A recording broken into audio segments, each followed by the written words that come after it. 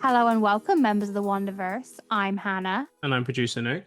and you're listening to episode 34 of Into the Wonderverse, your one and only source into all things Scarlet Witch and Friends. And without further ado, let's take it away.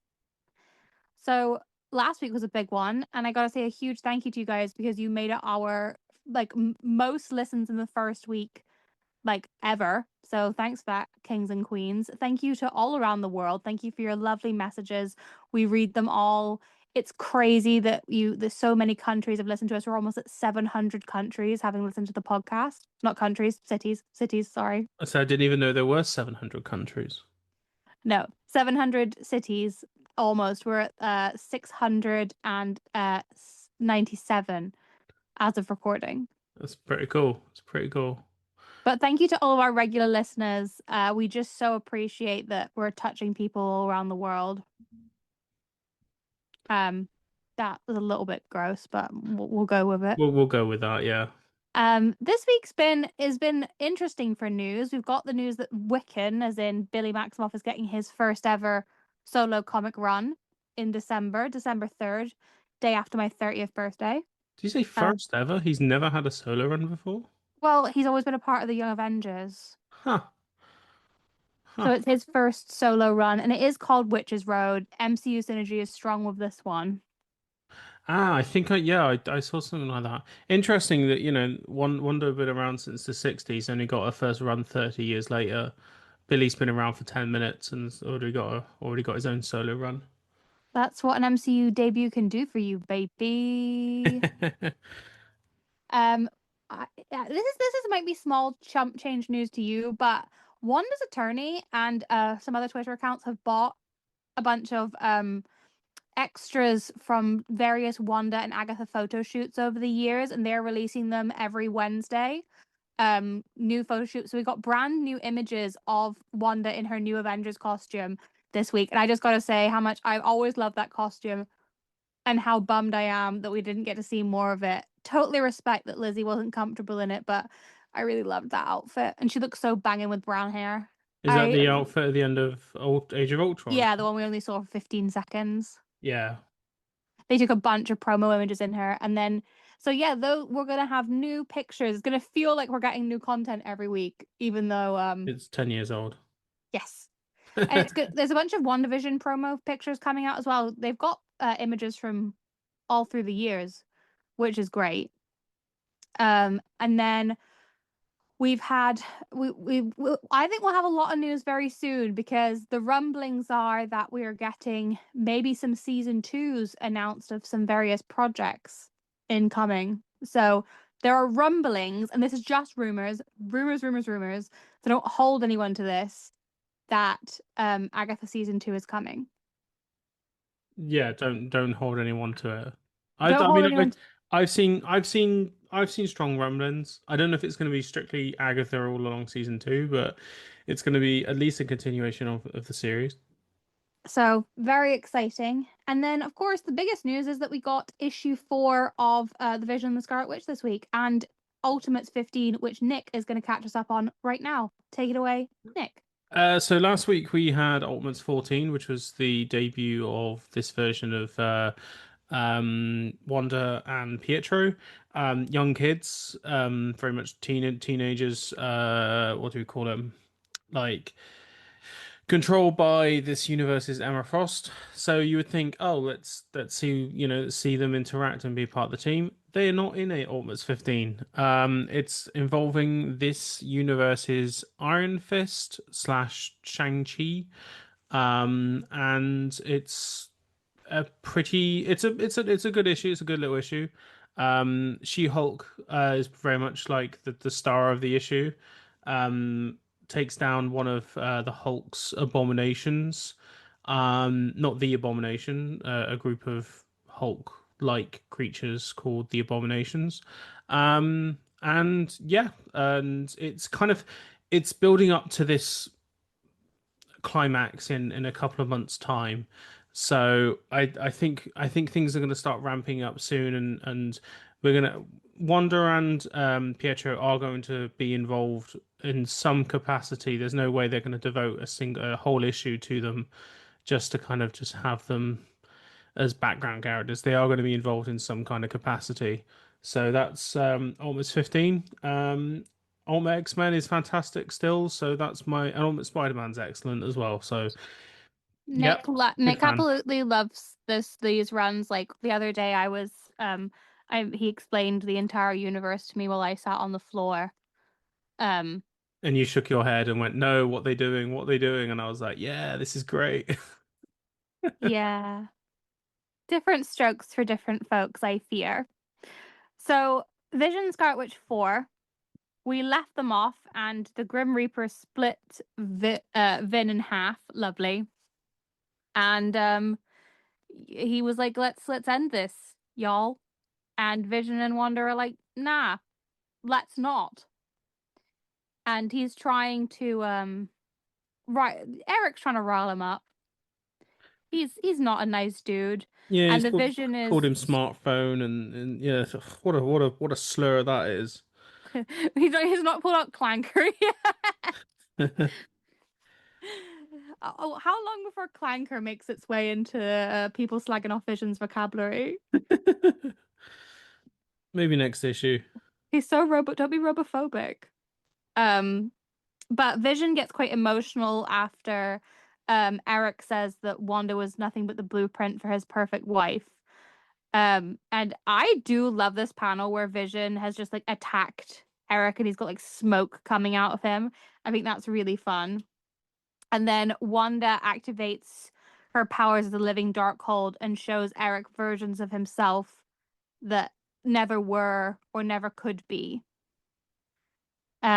All the good paths he could have taken if he wasn't himself, including one that looks like he's almost like Director Fury, and one of him is like Wonder Man, Yeah, which is I interesting. saw the Wonder Man one. I was like, is that Wonder Man? Was he ever Wonder Man? No. No. Um, and then he's and then he's like temporarily a little bit pissed off by this, but then he's like, "Oh, that's just nothing but a bedtime story."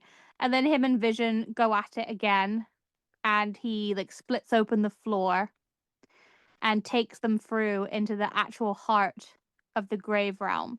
And we see a little bit more of his actual form, like his kind of monstrous body. Um, and Wanda and Vision are not best pleased to have been taken into like the actual kind of the depths of hell. Do you Is know basically do you know what kind of vibes it's giving me? what Do you remember the 2004 Hellboy movie? no. No. So for our listeners, 2004 Hellboy, Rasputin calls upon the old gods and is kind of like has these weird tentacle things inside of him, and it's very much giving off this kind of like controlling the old gods is going to come back and bite you on the ass. You don't make a deal. You can make a deal with the devil, but you just don't make a deal with the old gods. And that's kind of how this vibe is giving. Eric is he's kind of giving warnings towards the end of the issue, isn't he? He's like, you Yeah. guys better go. Um, but Because they split him open and his guts are everywhere. And he's like, "You think I control my guts?" Which I think was fun. And there's like stuff coming out of him. Um, which there's a lot of conversing here. It's good dialogue. I love the art in this issue, especially the way that they split like the when the Reaper mask comes off, you very much see a slightly more human side to Eric, even though he's still got pointy demon teeth. And he's obviously very afraid of what's at the very center of the grave realm, which is, of course, Gargantos yes, big eyes. explains the final issue, cut the cover of the final issue, doesn't it? It does. It very much does. Again, I this issue there was a lot of dialogue and not a lot really happens again.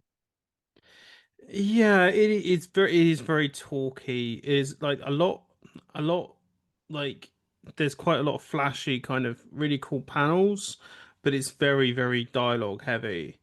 Um, and it is a kind of a little bit of a shame that we're not really kind of, in my opinion, this is where it suffers from not being a longer run, isn't it? It's like you're not giving your time to breathe and let the atmosphere kind of like take over and kind of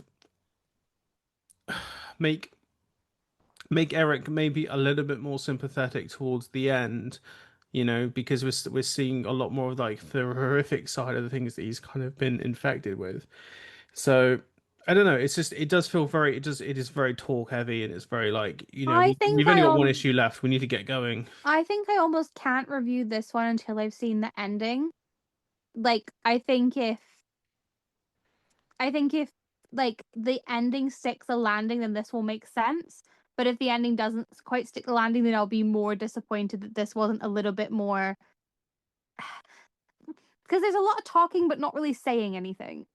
Yes, no, that's right. Yeah. Because I think I'm reserving judgment until I have the last issue in my hand. Still go out and buy it because the artwork is insanely gorgeous. Wanda looks great. I really like this look on White Vision. I love the actually what they did with Eric's face. Like I said in this, I think they did a really good job of taking him from this like almost cartoon evil into like this more vulnerable facial expressions. Um, so that it is definitely worth picking up, and this has been my favorite Wanda run in a long time. So I will give it that, but I do want to see if it can stick the landing. Okay. When is the next issue? Let me have a little look. I think it's September. It'll be September, Yeah. Because me or it me might be yeah, I think it's September. because me and you weren't really like we saw the last issue 3, 4, and 5, the covers of them, and I think both me and you were like issue 5, the cover images kind of doesn't feel as kind of like impactful as maybe it could be. September Um, 24th, so the same day as the zombies release. It's going to be a day and a half. um, and I don't think even with the reveal that it's got Kantos and it kind of makes a bit more sense. So I don't know. I'm still not bought on this final issue cover. And like I said, it just I'm issue not as well. five. It just 5 issues just seems too short. My other issue is that we the very first in the very first issue of this series, we saw the powers that be refusing to help Wanda with Chthon. We know Chthon's out there, and I don't know, Chthon and the powers that be feel like a bigger threat than Gargantuous. So again, reserving judgment till I've read it. We shall see. Okay, so And I will definitely be buying the alternative covers for number 5 because I really want the Marvel Mystic Mayhem one. yeah, the variants are pretty cool. There are some gorgeous variants. So the meat of what we're going to talk about this issue, this episode even, is actually something that I talk about all the time because you guys ask me about it all the time. And it is the root of how did I get into the Scarlet Witch? And if you do not know, there was this little cartoon. It was called X-Men and the Wolverine, and it used to air on on CBBC, which is a British channel that showed children's TV programs. And at the time, I was super into a cartoon called Witch Club, and my parents let me stay home when they were going out to an event in order to watch Witch Club. And it was one of the first times I was allowed to stay home alone. And I sit down in front of the TV, I switch it on, and there is a program on before Witch Club, and I'm like, I guess I'll just watch it. And in this program, literally introduced on screen, like you to meet the Scarlet Witch. And there she is, wearing iconic boots, looking amazing. And that's where I fell in love with her. And I watched this cartoon religiously while it aired, was disappointed every week that she wasn't in it. And then I went online and found out everything I could about her. And then I was so gutted when she didn't show up in the live action X-Men movies. And I genuinely, I'll be real, I didn't recognize her in Age of Ultron when she showed up because she was so different from the Wanda that I knew from the cartoon. And then it twigged eventually. But this was my first Wanda, my first love, voiced by Kate Higgins, who now voices Wanda in Marvel Rivals and has voiced her in a variety of other projects as well. And I want to talk to you about it because I love it. Nick has seen it. Nick, what did you think of the show? So Wolverine and the X-Men, um, or X-Men and the Wolverine, as Hannah likes to call it. We are doing the first like 10 episodes, we said, isn't it? 10, Mm-hmm. 10, 12 episodes around there. And then what's happening next week, Nick?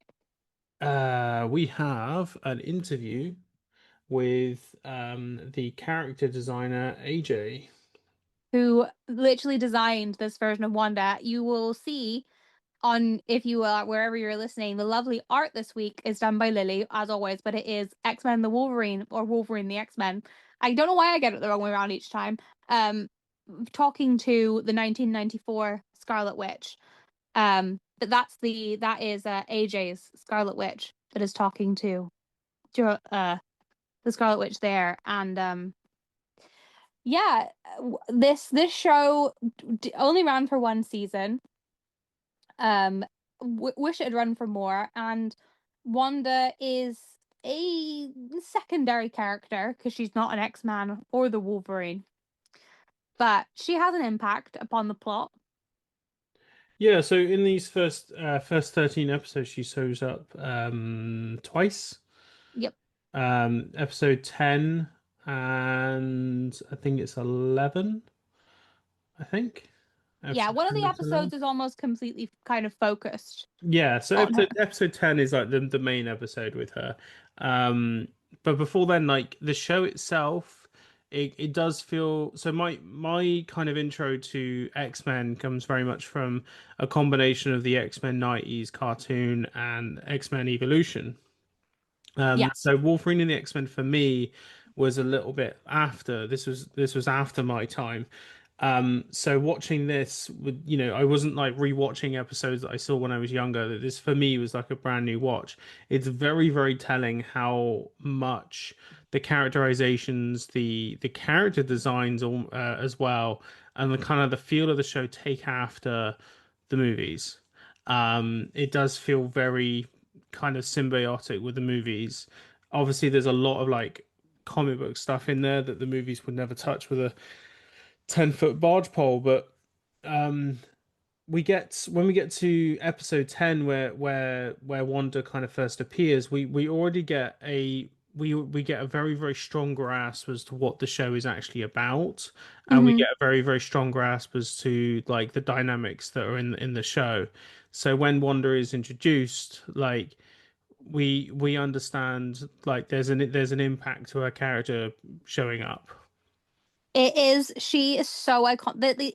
The people edit this on TikTok all the time. If you've not seen it, basically Magneto, like in this show, this is pre-retcon. So Quicksilver and the Scarlet Witch are both Magneto's children, and I feel like it's important to say this for people that are MCU only. So the Scarlet Witch is not a mythical being in any way, shape, or form in the comics and the cartoons, and really shouldn't be in the MCU either. It's not a separate identity. Wanda is just called the Scarlet Witch. Like that's just her superhero name, the way that Captain America is Steve Rogers' superhero name. There is no mythical book. There's nothing. She just is the Scarlet Witch, and we're dealing with probability manipulation and hex bolts in this show, rather than reality manipulation. Um, but yeah, so in this version, she's Magneto has formed Genosha, and we're there. with with kind of like the Brotherhood of Mutants, we get a lot of Pietro. Yes, we do. Like there's a lot of Pietro, like 'cause he's kind of almost been cast out by Magneto. Hmm. Shocker. So when, like we get an idea as to what Pietro's relationship is with his father. So when Wanda and Lorna show up, um we see a different dynamic. This isn't like Magneto is No, not treating Wanda the same. Like he's very much got his favorite. of course. I mean, this is just canon. Literally they can decanonize Magneto as their as Wanda and Pietro's father, but he will still always favor Wanda above Lorna and Pietro. He's got a kid that's like identical to him, and he's like, I don't know that boy. I do not know him. Wanda has her romance with Nightcrawler, kind of. It's very tame. It's very children's TV. I didn't even clock it was a romance. You didn't clock it was a romance. She kisses him on the cheek. That is Yeah. that is like sexed up for children's TV. Um, it's so basically our introduction to Wanda is Kurt arrives on Genosha, and is welcomed by Magneto, who says, "I'd like you to meet the Scarlet Witch," in a very mimicking Ian McKellen type voice, may I say. Um, and she's like, "Hi, let me give you the tour." And we get her iconic superhero outfit, and then we also get her in a ball gown. They were really doing it for the children on this, and Kurt kind of guesses that there's something a little bit more sinister at play on the island. And obviously, it turns out that maybe Magneto is doing a little bit of oppression, just a little bit as a treat. Yeah, yeah. So like, there's this a character called Dust.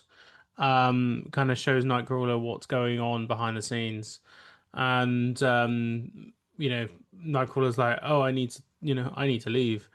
So he kind of like quite cool. Magneto's like, you'll never make it back. So he like teleports. Nightcrawler like teleports his way across the ocean. And he finally gets his way all the way to the mansion, and then he gets taken down by Wolverine, who just so happens to be Mystique in disguise. And it was Yep. like, oh, that sucks. Um, And then they're like, "Don't worry, we have a special prison just for you." just for him.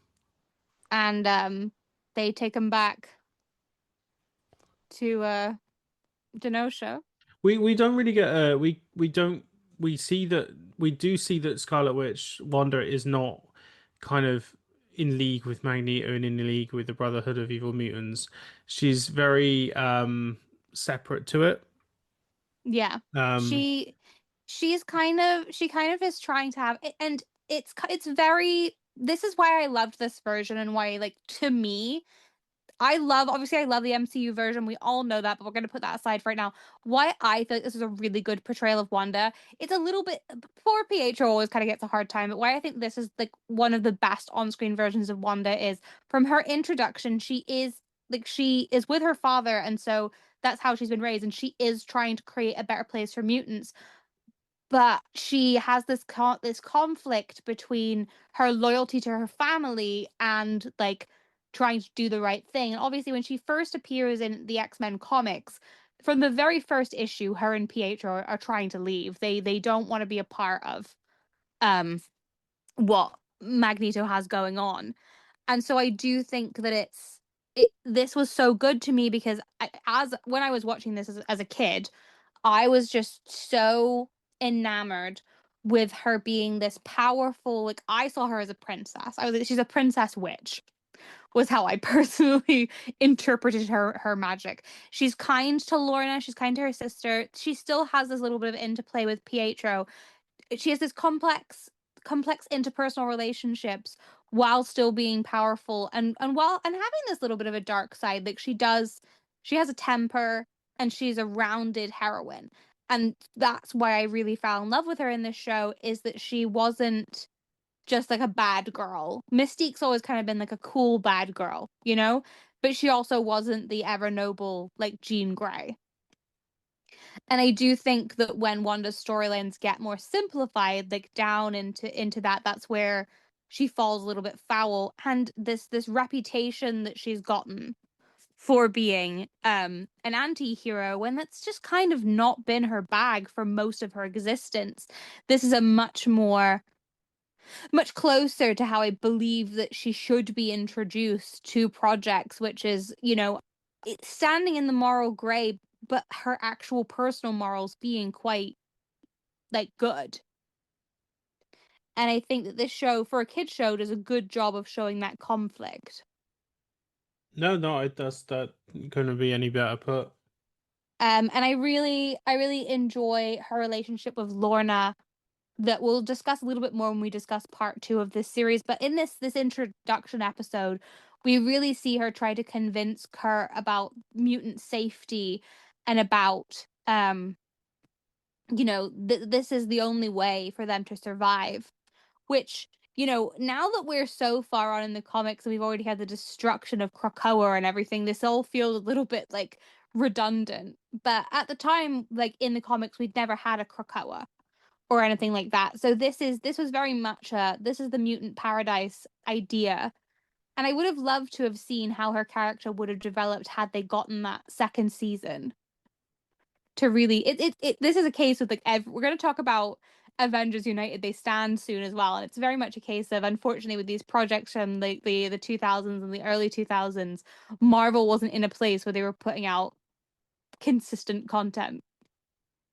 uh, Apart Everything from apart was. from apart from episode 10, is there like a particular like episode that really like stood out to you on this kind of on this rewatch? I think that when I rewatched the first episode, honestly, I forgot how dark, because yeah, generally when I rewatch this show, I just watch one of those episodes. I forgot kind of how, like, if you were a little kid and you were sitting down to watch this for the first time, it's not very hopeful. No, it really isn't. And it's not got, it does focus on some characters that are a little bit less. Obviously, Wolverine is well known, but we're missing Charles. We're missing your kind of normal X-Men setup, which I think is interesting. An interesting choice for a TV show. It does play on it doesn't do what kind of kids cartoons kind of the standard thing with kids cartoons, whereas you just drop in for an episode and then tune in next week for your friends and they do a whole new episode and there's no like overarching storyline. Um like we're seeing very much a continuation on from the 90s era cartoons where there is this kind of overarching storyline, and kids kind of did respond to that really, really well. Let's not forget the really positive reaction that everybody had to the 1994 Iron Man series. Um, but the Everybody loved that. but in all honesty, like, when me and you watched that, we were like, oh yeah, no, the best episodes really are kind of when it's doing a little bit of an arc, like there's like a two-parter, so the actual story kind of gets a bit time to breathe. And I very much feel that when I'm watching, when I watch the Spider-Man 94 cartoon, and when X-Men the 90s cartoon, like when these are kind of these longer story arcs, like the cartoon really gets a good time to kind of breathe. And we see these kind of characters do their thing, where the story goes. And even though there is like a monster of the week element with this show, Wolverine and the X-Men, like we know the stakes week on week, that we know that there's this future timeline which may or may not exist depending on the actions that are taken in the present, which I think is a really cool concept. Hmm. Um, And it does also tie in with like we see um Nick Fury and like Hulk, because this Wolverine had crossed over. So there's a little bit of crossover, but you really don't have to have seen anything else in order to understand this show, which is good, you know? Um I do think it does a really good job as well of, like, I just love to see like little characters that don't get like screen time as much. It shows you some less relevant mutants. We're not doing the same, four X-Men plot lines that have become a little bit like, we're not doing Phoenix. yeah. We're not doing the Jean Grey, Scott, Wolverine. Well, we're not doing the usual drama, which I think is good. You get to see people like Dazzler, like Dust, like Firestar is in this, who was relevant to Agatha for a wee while. You get to see, like, literally, like, the random mutants they pull out of nowhere is so fun to me.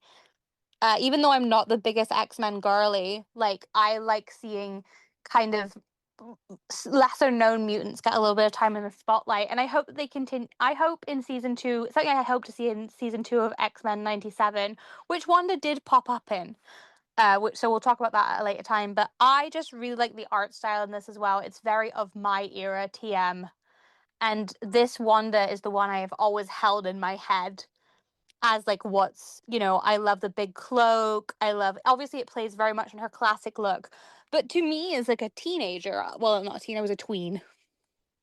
I thought she was just the coolest. I also love Polaris's outfit in this because it's kind of a little bit more princessy, a little bit younger, and it really kind of shows off. Wanda's very much an older sister in this, which is another thing that I personally related to. I'm sorry, this is a little bit too much of me being like, and then I liked, and then I liked, but this is just where I got my start. That's all right, yeah. Do you have a highlight, Nick? For me, I think I kind of like seeing like characters I've seen in other media kind of show up and seeing a version of this. So an example would be episode 4, which is called Overflow, where Storm is controlled by the Shadow King, and we have this really cool battle between Emma Frost and the Shadow King. And the Shadow King is a character that if you don't come across him in the comics or in the cartoon, then you'll know him from the show Legion, which is on Hmm. Disney Plus and really really good. Aubrey Plaza is in Legion, and the Shadow King in this episode is like really cool and really quite dark. And if we're going with, seeing things that I would end up seeing in season 2, like, it would have been cool to see because there are some really quite nightmarish imagery in that episode, and seeing where that would go with a character like Wanda, going into the more magical element of the side of things. Um, character like Nightmare or Mephisto. Um, you know, wishful thinking, but it does show that the show was very, very, very capable of undertaking undertaking tasks like that, tackling a character like the Shadow King, and actually making him as terrifying as he actually is. Especially when you kind of have him possess a character like Storm, who is arguably one of the strongest X-Men, and then you've got Emma Frost, who is actually really quite a cool character. I've never really liked Emma Frost very much, but she Don't really, say she really, that. she really grew on me in this show. And it's such a shame because this show actually had a season 2 announced, and they showed images of season 2, showing characters that were going to appear like Magic and Deadpool and Havoc and Jubilee, and that they would have been Colossus was going to be introduced, and Weapon X was going to be introduced, and then they cancelled it Yeah, because of financial reasons and production issues. And there were rumors that Wanda would have gone over to be in a what's the word? Why have I suddenly forgotten the word? Avengers. Yeah, Avengers cartoon. Wanda was going to go off to the Avengers, which would have made sense for kind of where she was in her, you know, morals, I guess. Um, but R.I.P. to a legend. Thank you, Kate Higgins, for giving me my first Wanda, and we'll talk about kind of where the show goes for the rest of its run after we hear from AJ because the interview is amazing. We want to thank him for coming on. So that will be available next week, will be our interview with AJ.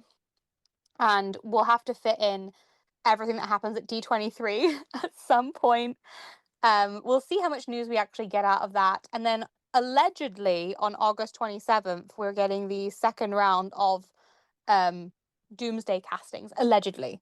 Allegedly. Does that mean I can sit in front of my phone and watch some chairs getting announced again for 5 hours straight? Because I tell you what, that was Riveting. I'm so happy that that happened. I mean, they got us. You can't knock the marketing because we were all watching.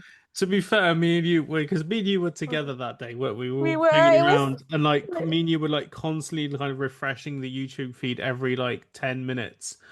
It Like, was. It was crazy. Okay. Okay. Here's the question for you because we won't have another episode. I don't think before allegedly it happens. So if you could have anyone from any Marvel movie's name pop up on a chair that isn't already there, who do you want on the chair? I think because oh God. Any Marvel, any name. Yep. Um, Any Marvel movie. God, what's yours? Give me yours, and then Well, I'll. obviously Elizabeth Olsen. Except for Elizabeth Olsen. Aaron Taylor Johnson. Just like That's absolutely go fucking crazy. And I don't mean as Craven. you know what? I'm gonna get. Back to back. They just put Evan Peters and Aaron Taylor Johnson back to back. You know what? I think it'd be really funny if like Dan Stevens' name is there. I was talking about Legion, and like if Dan Stevens' name is there, like how the hell would you have a character like him who is like powerful with an exclamation point? show up in a doomsday. I mean, I would go crazy. It would go mental if they were like if they were brave enough to bring in some of the people from the TV shows. I know a lot of people are looking for Quake. I'm not talking about Quake. I'm actually talking Oh, about Chloe Bennett. poor Chloe Bennett. You know they're doing an Agents of Shield's reunion panel. Really? Yeah, so I don't know if maybe we might. I mean, honestly, it wouldn't be the biggest shock in the world if Coulson was in this movie. I feel like it's so funny because he was such an emotional part. As someone who's been in the fandom since the beginning, it's so crazy how if you told me that modern audiences would barely think about Coulson when it came to the Marvel fandom, I'd be like, that would never happen. That's crazy. He's everywhere. That's crazy talk. And now I'm like, ah ha ha ha ha, Coulson. I guess Agents of Shield is over, but It's yeah, it's way over. but just John Bernthal, the Punisher in Doomsday. It's gonna be an interesting thing, like seeing how many cast names there is, and like finding if there's actually gonna be real shocks, like Nicolas Cage or something, like Yeah, because I would say that are they gonna announce Eric Banner, is that gonna happen?